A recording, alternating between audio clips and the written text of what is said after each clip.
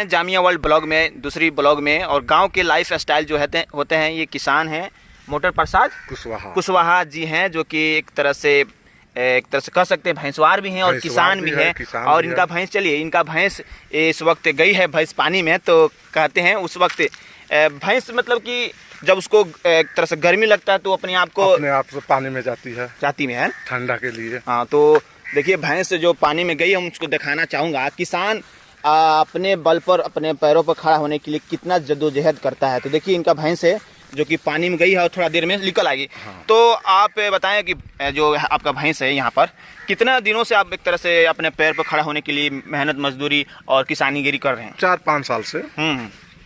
पहले तो हम अपने पिता के कंधे पे थे। हाँ। लेकिन उसके बाद पिता हमारा गुजर गए, उसके बाद हम अकेले पड़ गए।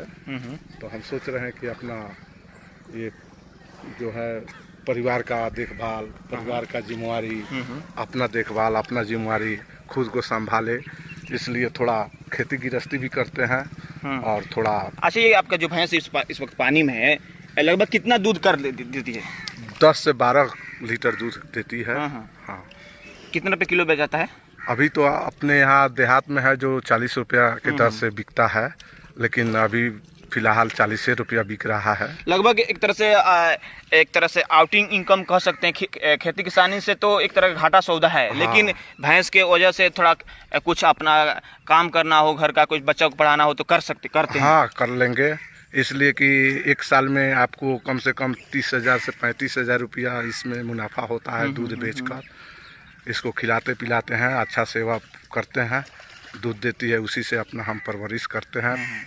बच्चे को भी खिलाते हैं, हम भी खाते हैं, और जो बाकी होता है उसको बिक्री करते हैं। कभी आप नहीं सोचते हैं कि हमारे पास 1-2-3 भैंस हो कि थोड़ा सा मेहनत तो सोचते तो हैं, लेकिन जो है मजबूरी है, पैसा नहीं है जो 2-3 भैंस खरीदें और 2-3 भैंस से अपना कारोबार आगे बढ़ाएं। तो यानी कि अगर सरकार से आपको थोड़ा सा गाय का पालन का या भैंस पालन का मिले तो फायदा आप कर सकते हैं। फायदा मिलेगा। सरकार अगर देती है कुछ लोन के तौर पर, तो हम 1-2 भैंस और ज़्यादा खरीद कर अपना जो है इनकम आगे बढ़ाएंगे। एक तरह से गौ सेवा कर सकते हैं और भैंस का पालन भी कर सकते हैं। तो देखिए किसान हैं, जो कि मैं एक तरह से ब्लॉग पर ही ज़्यादा डिपेंड मतलब बनाना चाहता हूँ कि गांव के लाइफ स्टाइल क्या होता है। कोई किसान है, कोई मजदूरा है, तो किस तरह से अपने आप को एक तरह से अपने पैरों पर खड़ा होना, मतलब कि आर्थिक स्थिति मजबूत करता है। तो इनका जो भैंस है इस वक्त पानी में एक तरह से अपने आप को ठंडा रही है। उसके बाद निकली और जो भैंस जहाँ पर है वहाँ पर मैं चलूँगा। तो बहुत बहुत शुक्रिया, आप अपना करें अपना और चलाएं। और हर भाई से, हर बंधु से मैं यही कहना चाहूँगा कि खुद को अपने पैर पर खड़ा हों और 2 रुपया कमाएं, लेकिन काम करके अपने बाल बच्चा का, अपने आप का परवरिश करें। तो गांव के जैसे कि लाइफ स्टाइल है, आप शाम का वक्त होने जा रहा है दोपहर का, और गांव के बड़े बुजुर्ग हैं, और एक तरह से हम लोग गांव में किसी को कहते हैं, कुछ संबोधित करते हैं तो दादा कहते हैं। दादा, आप भी अपना भैंस को इस वक्त चरा रहे हैं, तो कहीं ना कहीं कितना दूध कर लेती है? 8 किलो 9 किलो। कौ रुपये किलो बेचते हैं? 40 रुपया। तो खेती भी करते हैं, मतलब किसानी? हाँ। तो काम घर का काम तो कुछ चल जाता होगा, खर्चा पर्चा? हाँ।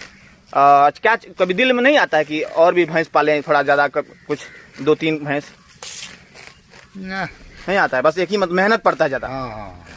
हाँ। तो ये देखिए गांव के लोग हैं, जब शाम को वक्त होता है तो अपना माल मवेशी, खास तौर पर भैंस हो, गाय हो, बकरी हो, तो ये चराना शुरू करते हैं। और बड़ा इसमें थोड़ा बदमाश भी भैंस होती है सब, और थोड़ा अच्छा एक और है, ये तो बहुत सुधा लग रही है, गाय जैसा लग रही है। हाँ, दूध भी अच्छा करती है। तो देखिए दादा लोग बुजुर्ग हैं और अपना भैंस चरा रहे हैं, और नौजवान भी हैं जो कि एक खाली समय में अपना एक तरह से अपने जीविकोपार्जन के लिए किसान हैं जो कि अपनी एक तरह से खेती भी करते हैं, और एक तरह से गाय भैंस चरा कर भी, दूध बेचकर भी एक तरह से छोटा कमी करते हैं। कितना परिवार बा? लगभग 14 आदमी। अपने सबसे बड़ा बुजुर्ग हैं? हम हाँ, बुजुर्ग हैं।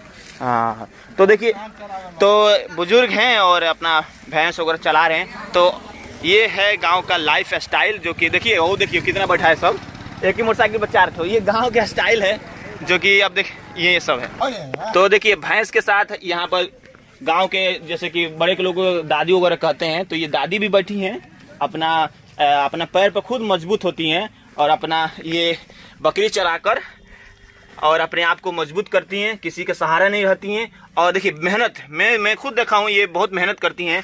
लगभग दादी अपने को बकरी बाइसोन ये तो को ये दूगो और ये कुर्बानी में होली में बेचा गई ना बाबू, बकन का बीमारी आयल सारा बकन हाँ खत्म हो गई को।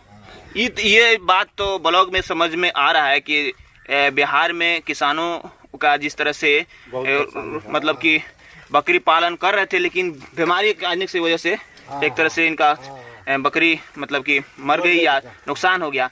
तो आपको बहुत ज्यादा बकरी चराती थी, लगभग 20-30 चराती थी ना? हाँ। अब किसी तरह से एक एक करके बढ़ा रही हैं। तो ये दादी हैं जो कि गांव के नाते में बड़े बुजुर्गों को दादी कहा जाता है, जो कि खुद अपने पैर पर मजबूत हो रही हैं और अपने सेल्फ डिपेंडिंग हो रही हैं। लेकिन एक चीज होता है कि जब बीमारी आता है तो किसानों का बड़ा नुकसान हो जाता है। तो मैं गांव के जो छोटी छोटी चीजें आपको दिखाने की कोशिश करूंगा। देखिए ये भी तमाम ये गांव के लोग हैं। अब इस वक्त आकर अब एक छां पर ये मलंग बाबा जी भी हैं, जो कि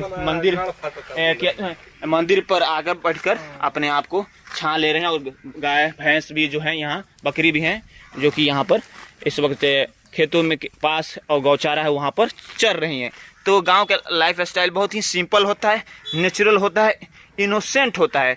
तो मैं थोड़ा सा आपको तमाम जो जामिया वर्ल्ड ब्लॉग है उसमें दिखाने की कोशिश करता रहूँगा। अगर आपको अच्छा लगे जामिया वर्ल्ड ब्लॉग तो प्लीज़ लाइक करें, सब्सक्राइब करें, कमेंट करें।